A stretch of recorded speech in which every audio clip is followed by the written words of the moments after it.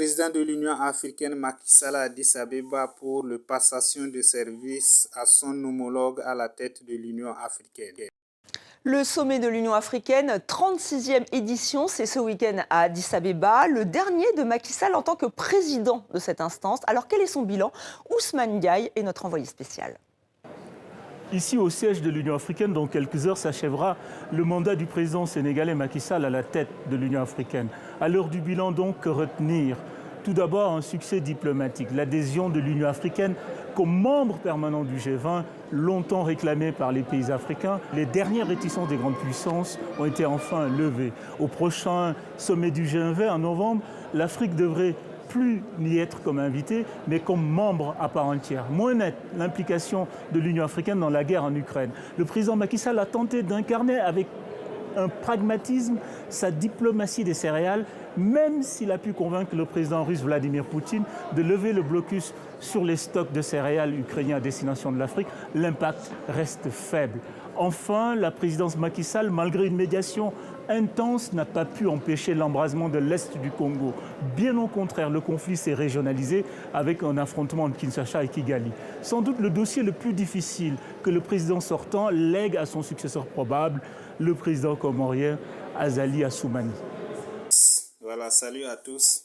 Et aujourd'hui, dans cette vidéo, nous allons parler de l'Union africaine.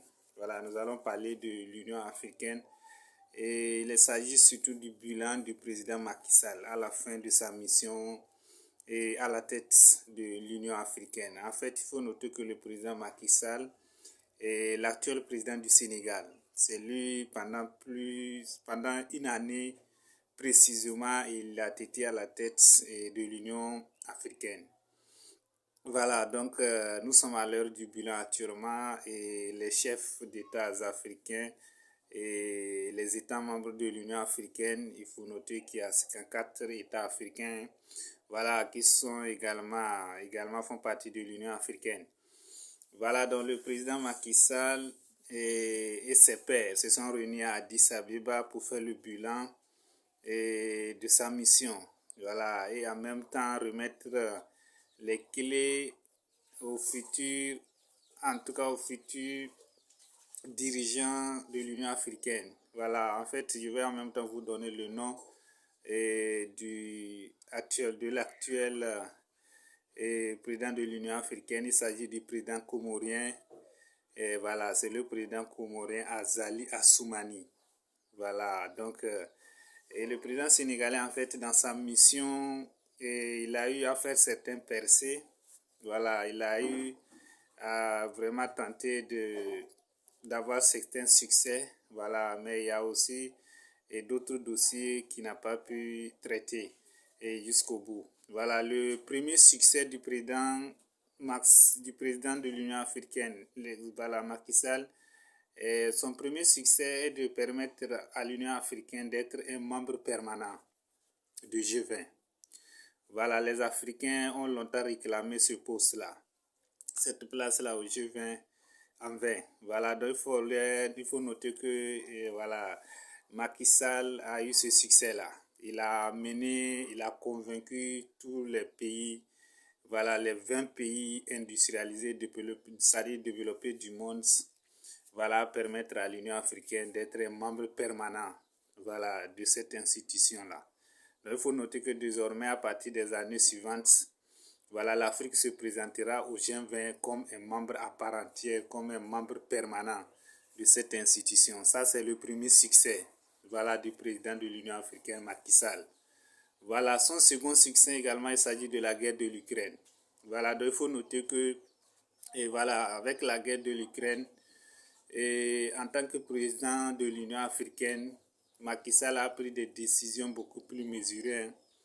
Voilà, des positions plus mesurées parce que l'Occident, voilà, l'Europe et les États-Unis mettaient beaucoup pression, mettaient pression aux institutions africaines de prendre leur position, surtout de condamner la Russie fermement comme un pays agresseur de l'Ukraine.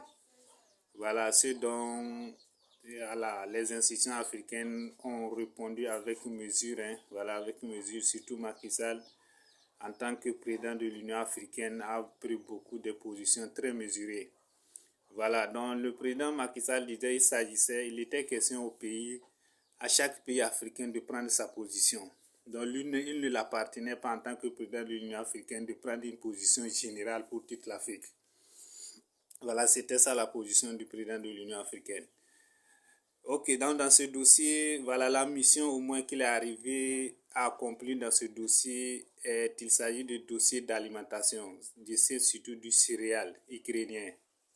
Voilà, il s'est rendu à Moscou et il a rencontré le président russe Vladimir Poutine, voilà, au Kremlin, et il a tenté de négocier avec Poutine surtout de l'ouverture des céréales ukrainiens.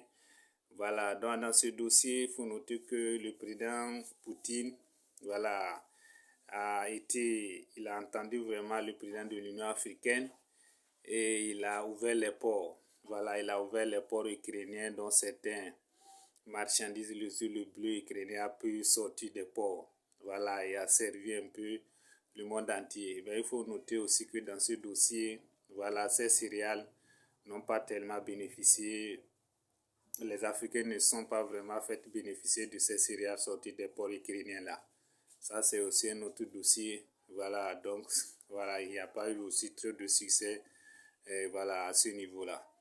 Ok, voilà, donc à part ce dossier, il y a un autre dossier que vraiment le président Macky Sall, voilà, n'a pas pu vraiment gérer, voilà, à terme. Il s'agissait de la crise. Il faut noter que depuis un certain moment, entre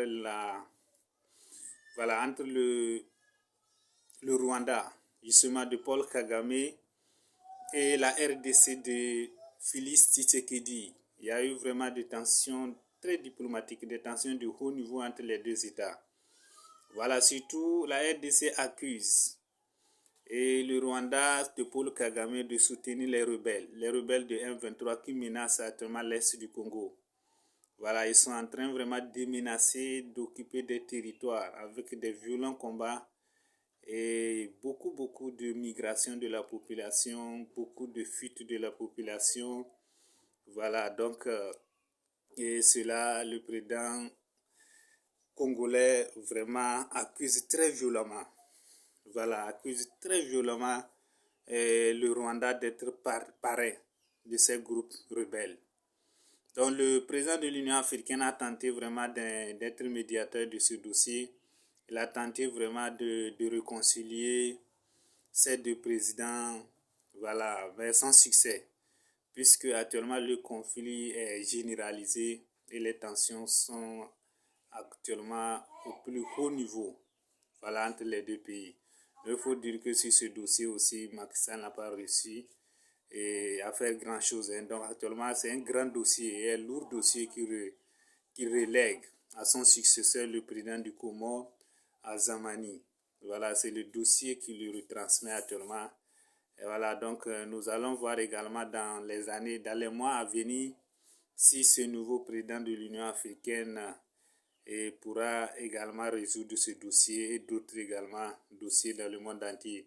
Surtout, voilà, permettre à l'Union africaine d'être entendue dans le monde entier et permettre à l'Afrique de se positionner par rapport aux autres continents. En fait, c'est le dossier phare dont attend le nouveau président de l'Union africaine. Comment il faut faire positionner l'Afrique, voilà, dans le monde entier. Parce qu'il faut noter que l'Afrique est un pays très vaste, un pays qui dispose des ressources humaines très immenses, la population très jeune, la main-d'œuvre très abondante, également dispose des ressources naturelles telles que le pétrole, les phosphates, voilà, le diamant, le cobalt, beaucoup de ressources naturelles dont dispose de l'Afrique.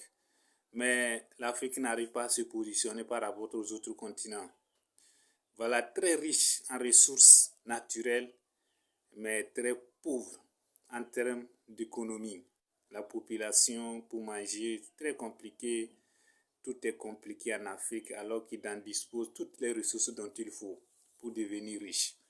Alors là, c'est le dossier, voilà, que le nouveau président de l'Union africaine doit jouer s'il veut vraiment avoir un bon bilan jusqu'à la fin de sa mission. Ok, donc c'est merci et restez à l'écoute, surtout abonnez-vous à la chaîne pour recevoir des informations capitales du genre. Voilà, donc nous sommes à l'écoute ensemble pour le développement du continent africain.